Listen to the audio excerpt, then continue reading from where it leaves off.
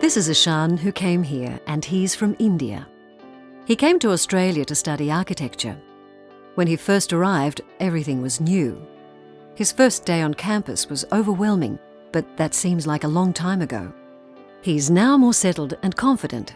He knows his way around and has made friends.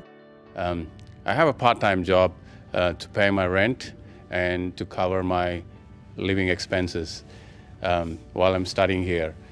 It is at uni, and which is convenient, and I get to see my friends every day. Ishan was also lucky to have some friends in India who had lived and worked in Australia. They were really helpful and gave him some tips to get started. Because Ishan was coming to Australia on a student visa and his course is more than 6 months long, this meant he would be an Australian resident for tax purposes.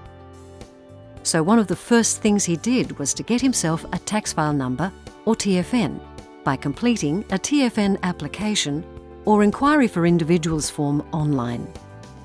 You've got to be careful with your TFN. You can't just give it to anybody because it is part of your private information and your identity. Don't put your TFN in a job application form, either via internet or on paper, because it may be misused by someone else. And don't put your TFN on your resume. Only some people and organisations can ask for your TFN. Examples include the ATO, your bank, your employer, but only after you start work, superannuation funds, the Department of Human Services, which includes Centrelink, or registered tax agents for tax purposes. When Ishan got his first job, he gave them his TFN within 28 days of getting the job, and they deducted the right amount of tax according to the tax table which can be found on the ATO website. If Ishan had not given his employer his TFN, they would have deducted the maximum percentage of tax from his pay. So giving your TFN to your employer is really important to make sure you are paid correctly. Once he started working, Ishan also made sure he started record keeping. That meant keeping records of all his income and expenses, such as dry cleaning his cafe uniform that has a logo on it.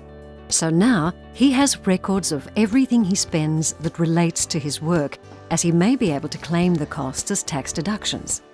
This reduces the amount of tax Ishan pays every year and gives him a bit of extra money. It's a good idea to check the ATO website for a list of what you can and can't claim.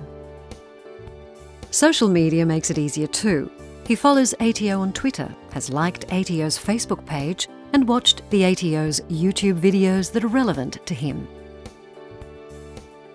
Although I remember how strange and scary it was when I first arrived here in Australia, it is amazing how easier it gets as the time goes by. It does get easier.